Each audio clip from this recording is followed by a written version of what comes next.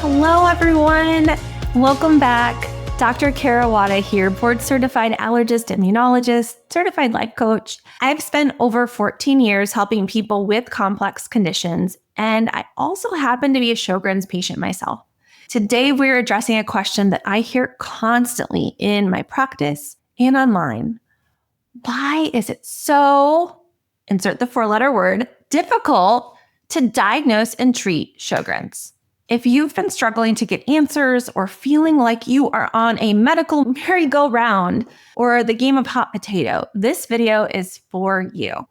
Now, before we dive in, I want you to make sure to hit that little bell and subscribe so that you get the notification when we have new videos here. If you are someone who is dealing with Sjogren's, you suspect you might have Sjogren's, a family member with it, or you're dealing with allergies or other inflammation, I'm your gal. I vividly remember my own journey. The bone-deep fatigue that no amount of sleep could touch, the pain that seemed to center a stiffness in my low back, but always got better when I was pregnant. That was weird, right? And the persistent dryness that affected everything from my ability to wear mascara and contacts to my skin and my mouth, my teeth. It took years before, one, my body yelled loud enough for me to listen, but to finally get my diagnosis, and even longer to really find an effective treatment strategy. If you have felt dismissed, if you have felt unheard or like you are just bouncing between specialists without answers, I want you to know that you are not alone. And there are reasons why this happens more often than not with Sjogren's and suspected Sjogren's. So why is Sjogren's so hard to diagnose? Think of it as a complex puzzle. The pieces don't always fit together neatly, or we may be missing a few pieces initially. First, Sjogren's presents with incredibly diverse number and type of symptoms. It also tends to present with symptoms that are a little more what we call non-specific. Kind of a medical term says, this could happen with a lot of different things. Beyond the classic dry eyes and dry mouth, which is what we're tested on and what we're expected to know about Sjogren's when we graduate medical school and finish residency, patients more often are going to come to their doctor saying, I am so flippin' tired. I hurt. I can't think right. My brain seems foggy. I'm not digesting food like I used to. I have pain that I think's nerve pain or more. And these symptoms can fluctuate dramatically. They can ebb and flow from one day to the next, or maybe slowly progress over time. That time course can be a little different for each and every patient that has Sjogren's disease. It can create a confusing picture at times. Second, Sjogren's is largely an invisible illness, right? You may look pretty healthy on the outside. You may hold it together really well because most of us with Sjogren's are pretty damn tough while we're still experiencing significant symptoms. This can unfortunately lead to a lot of skepticism from others, including and especially from healthcare professionals or families, right? Third, Sjogren's symptoms, as I mentioned, they overlap with a lot of other conditions. They can look and sound like fibromyalgia, chronic fatigue syndrome, lupus, rheumatoid arthritis, even anxiety and depression to some degree. And this can create a diagnostic maze that is difficult to navigate, right? Especially in a medical system that is set up in, having 10, maybe 15 minutes with your healthcare professional. And the fourth issue that I think is really, really critical is our medical education about Sjogren's leaves a lot to be desired. I will say, as a board-certified pediatric and adult allergy immunology, it's an immune system expert, what I knew about Sjogren's to graduate towards the top of my class, like graduate with honors, right? To match in a great residency program, to succeed clinically, was I needed to know that it was associated with dryness, that it was associated with certain lab tests called SSA and SSB antibodies, that it tended to occur in women, mostly older women, postmenopausal women, and it was rare. Teeth could be affected from the dry mouth. And for my pediatric boards, I needed to know that if a mom had the SSA antibody, whether she had Sjogren's or lupus, if she had that SS8 antibody, that could really affect the baby and cause issues with the baby's heart, something called congenital heart block. That's the whole picture of what I knew about Sjogren's to be a successful immune system expert.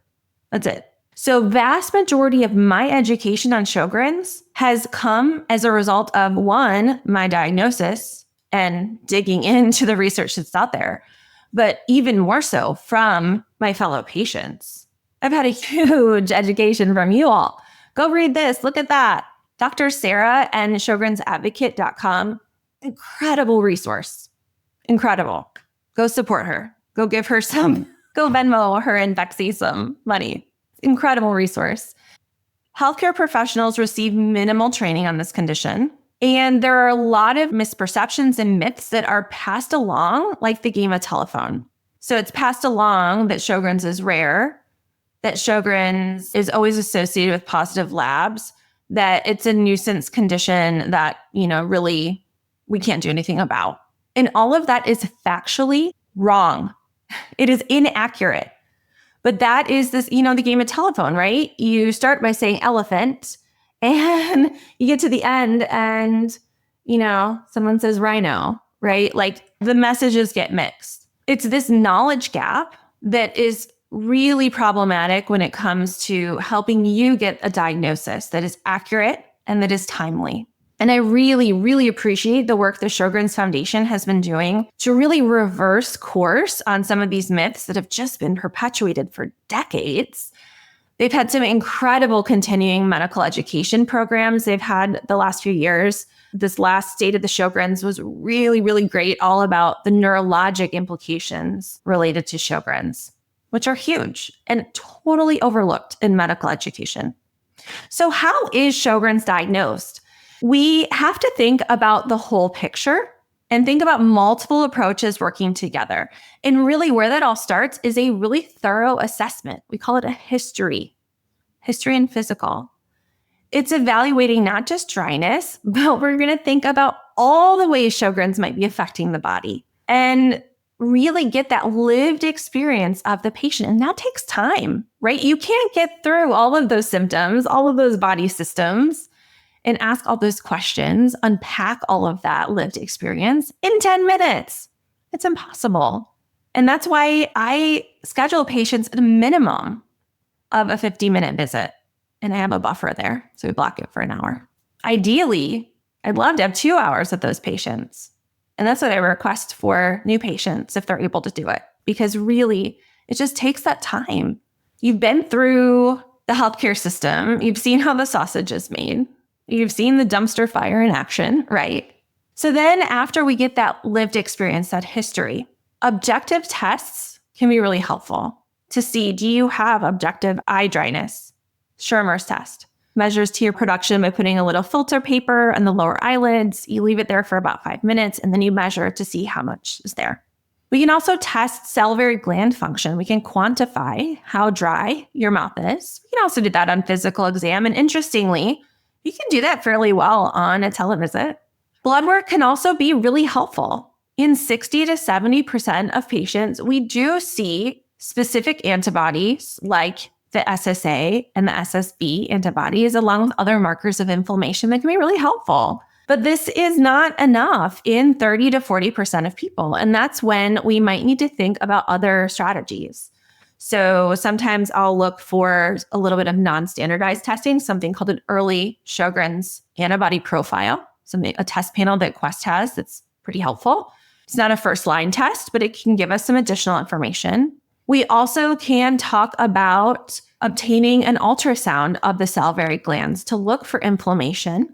And sometimes we need to think about getting a little piece of tissue from a little biopsy inside the lip called a minor salivary gland biopsy, and it looks for inflammation under the microscope.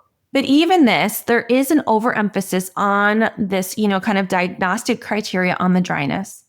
So really, when I'm talking with a patient, getting that lived history, getting those data points, putting that all together, it's really important to use our clinical acumen to be that immune system detective, to see the whole, right? To think about all the other things that it could be, narrow things down. to really come to our conclusions together and decide how we're going to use that information and our conclusions. And if we're going to say, hey, we think this is what's going on, we can't be 100% sure, maybe based on our discussion or what we have so far. We're going to follow things over time. We're going to respond in this or that way in the meantime and go from there. It's really talking about shared decision-making. Critical when we're talking about complex, chronic conditions that affect all of our body, that are systemic. So why do so many doctors have this wait and see approach with Sjogren's?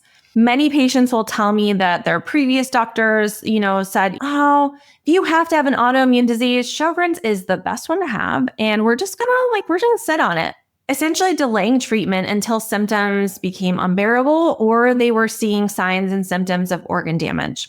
There's some rationale behind a more cautious approach.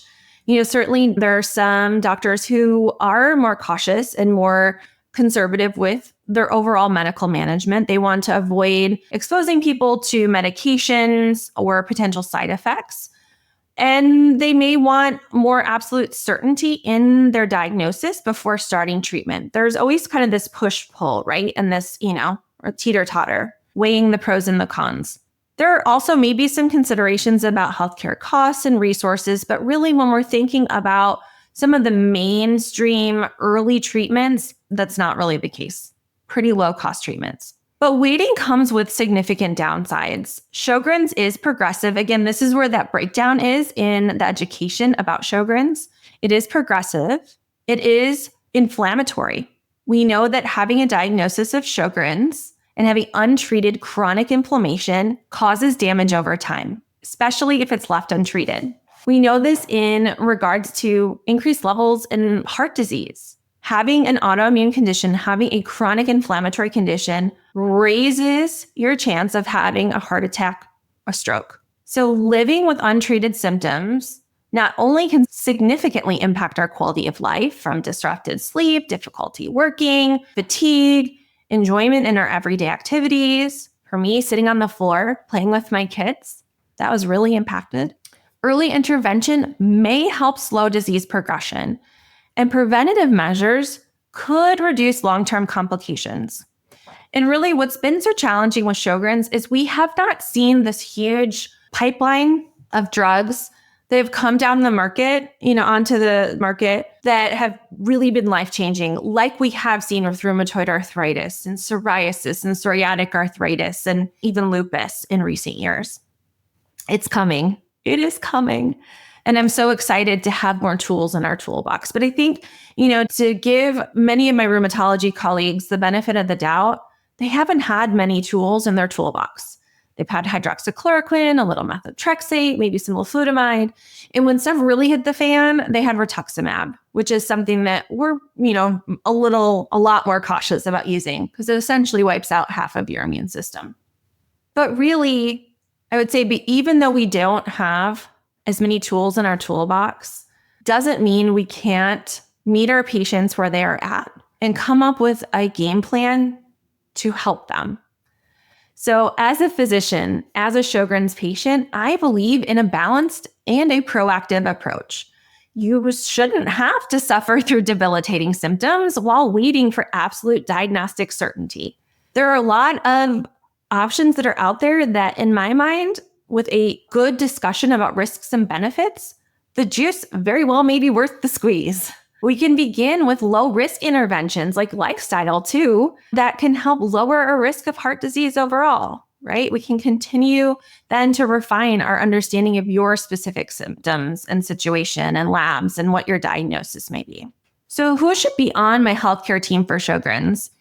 Finding the right healthcare team is crucial for managing any health condition, but especially crucial when you are managing a chronic systemic inflammatory condition like Sjogren's and doing it effectively. Typically, a rheumatologist often serves as the primary specialist for connective tissue autoimmune disease management, and they will tend to coordinate that overall treatment approach. An ophthalmologist may provide specialized dry eye care, which is really important because we want to prevent any corneal damage, any damage to the surface of our eyes and damage to our ability to see. we're on hydroxychloroquine, they're going to keep an eye to make sure our retinas stay healthy too, and our optic nerves stay healthy. Your dentist and dental hygienist are going to play a vital role in helping with your oral health, the impacts of dry mouth, which can increase your risk of cavities and tooth decay, which are another additive element that can add to our internal inflammation and contribute to heart disease. Your primary care doctor or primary care nurse practitioner is going to help coordinate your overall care, help monitor for other conditions that may develop. And depending on your specific symptoms, you may need other specialists like a neurologist if you're having significant neurologic symptoms like neuropathies, a gastroenterologist if you're having issues with GI motility, common problem with Sjogren's, or a pulmonologist if you are dealing with interstitial lung disease or other issues that can commonly be associated with Sjogren's disease. So when seeking these healthcare professionals, don't hesitate to ask about their familiarity with Sjogren's disease beyond the classic symptoms. I would also caution you not to be scared if they say, hey, this isn't my area of expertise. If they're willing to work with you, if they're curious, if they are willing to read up on it, if they are willing to become more expert in it, that is also really important because the reality is there aren't a lot of pulmonologists that are super interested or have a ton of training in Sjogren's, right? It's a rare thing. Same with GI. But if you can find someone who's curious, who is compassionate, who is willing to connect with you, that's huge, right? Ask how comfortable they are with collaborating with other specialists. Since collaboration is going to be really essential in managing Sjogren's. Remember, you're interviewing them just as much as they are evaluating you. So finding healthcare professionals who truly understand Sjogren's or who are curious enough to read up on it, to become experts, can really transform your care experience. So what treatment options are available for Sjogren's? Treatment for Sjogren's should be comprehensive. It should be personalized. We should be thinking about symptom management when it comes to, dry eye, artificial tears and gels and prescription eye drops or autologous serum eye drops for dry mouth or, getting our cleanings and using moisturizers and sugar-free lozenges, doing some massage to stimulate our saliva, drinking a lot of water, addressing our sexual health, our urinary health, huge under-treated areas, but really impactful. And we know affect us as patients with Sjogren's. For systemic treatment, medications like hydroxychloroquine can help downregulate that inflammation. Side effect profile is generally pretty reasonable. Again, you got to talk with your healthcare team specifically for you. More severe disease might require some more immune suppressant medications or biologics. If you're willing, you might explore participating in a clinical trial. That's what I've been doing for the last 6+ months. And then thinking about how lifestyle may help. And, go back, take a look at my YouTube on the most powerful thing I've done in my life when it comes to treating my Sjogren's is checking in. Go watch that one and think about how that might apply. If you want to explore, does nutrition make a difference? Does sleep make a difference? How much of a difference does that make for me? Because for me, it's going to be different from you, right? I know sleep is a huge deal for me. Illness is a huge deal for me. When I get a cold, sends things all over the place, right? So I need to be mindful of that and adjust my schedule and think about that. Stress may be a huge trigger for you. Everyone's different. The research landscape is constantly evolving. There are multiple phase 3 clinical trials that are currently running. That is usually the final step before medications will go up for approval. And the initial results are really promising. They're giving me so much hope for better management strategies in the future. I've never been so hopeful. So how can we move forward? Despite all these challenges, right? Living with Sjogren's undoubtedly is incredibly challenging, but understanding the complexities of this condition empower you to advocate effectively for your care. Despite diagnostic difficulties and the like, remember that proper treatment can significantly improve your quality of life. And each small improvement, each little recalibration creates a ripple effect that really extends across your entire well-being and beyond. I also want you to remember that you are not alone on this journey.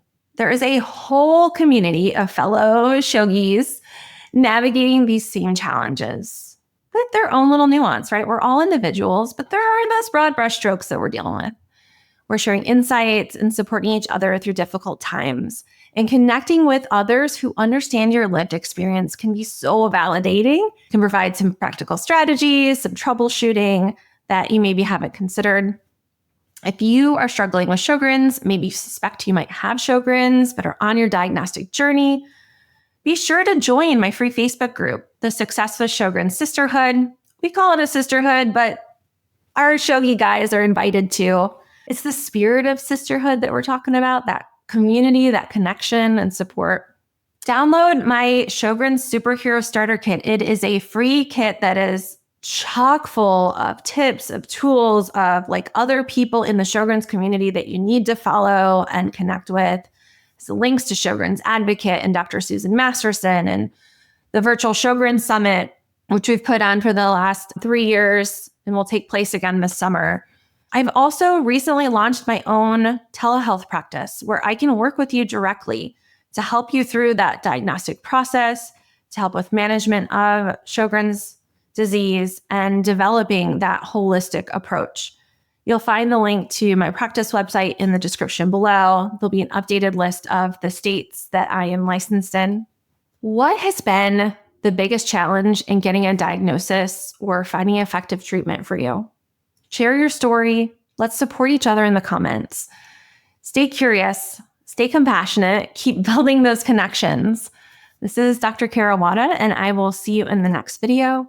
And as always, be sure to subscribe for more videos just like this one.